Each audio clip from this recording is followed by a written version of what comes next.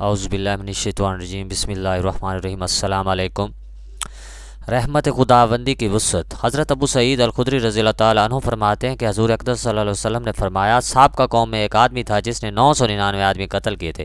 اس کو ندامت ہوئی، اس نے لوگوں سے روئے زمین کے سب سے بڑے عالم کا پتہ معلوم کیا تو اس کو ایک راہب کا پتہ بتایا گیا۔ چنانچہ وہ اس کے پاس گیا اور اس سے کہا کہ اس نے 999 آدمی قتل کیے ہیں، کیا اس کے لیے توبہ کی کوئی صورت ہے؟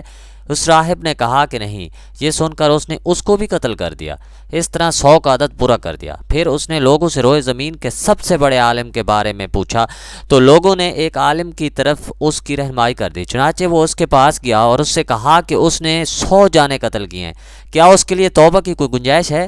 اس نے کہا کیوں نہیں، بلکہ بھلا اس کے اور توبہ کے درمیان کوئی حائل ہو سکتا ہے؟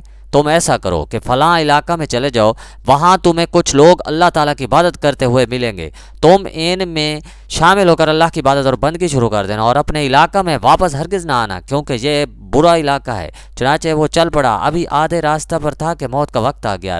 رحمت کے فرشتے اور عذاب کے فرشتے آپس میں بحث کرنے لگے۔ رحمت کے فرشتے کہنے لگے کہ یہ شخص توبہ طائب ہو کر اپنے قلب کو اللہ تعالیٰ کی طرف متوجہ کر کے نکلا تھا، اس لیے اس کی روح ہم قبض کریں گے۔ عذاب والے فرشتے کہیں گے کہ اس نے تو کبھی کوئی نیکی کی ہی نہیں، اس لیے ہم اس کی روح قبض کریں گے۔ پھر ایک فرشتہ انسانی صورت میں آیا اور اس نے ان کے درمیان محاکمہ کرتے ہوئے کہا کہ دونوں زمینوں کے درمیان کا فاصلہ پیمائش کر لو، جس طرف زیادہ قریب ہو اس کا حکم لگایا جائے۔ چنانچہ جب پیمائش کی گئی تو اس زمین علاقہ کے زیادہ قریب پایا گیا جس طرف جانے کا وہ ارادہ رکھتا تھا۔ چنانچہ رحمت کے فرشتوں نے اس کی روح کو قبض کیا۔ بخاری شریف و مسلم شریف میں ان کے ریفرنس ہیں۔ فوائد و حدیث یہ ہیں، جو شخص کسی بلا و مصیبت میں گرفتار، اسے چاہیے کہ اکابر علماء کے پاس جائے تاکہ وہ اس کی مشکلات کا کوئی حل نکال سکیں اور اس مصیبت سے نکلنے کی کوئی راہ بتا سکیں۔ جو شخص عمدن اور دانستہ طور پر کسی کو قتل کرتے اور توبہ کرے تو اس کی توبہ صحیح ہے، شرط یہ ہے کہ سچی توبہ اور اپنے گناہ پر شرمندہ ہو۔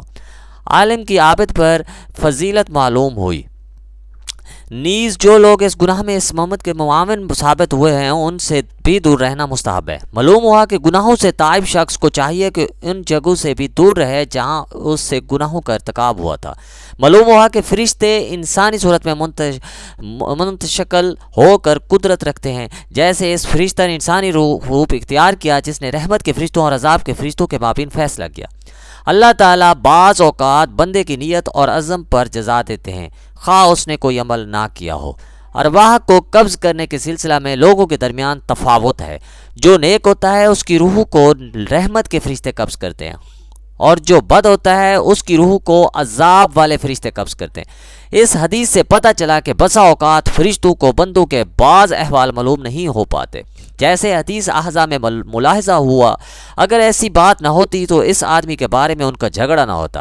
جن فرشتوں کے سپرد انسانوں کے امور ہیں، کبھی ان کے درمیان کسی مسئلہ میں اجتہادی اختلاف بھی ہو جاتا ہے جس کا وہ پھر بارگاہ خداوندی میں پیش ہو کر فیصلہ کرواتے ہیں۔ میرے چینل کو لائک کریں، سبسکرائب کریں۔ ایسی ویڈیو دیکھنے کے لیے میرے چینل کو لائک اور سبسکرائب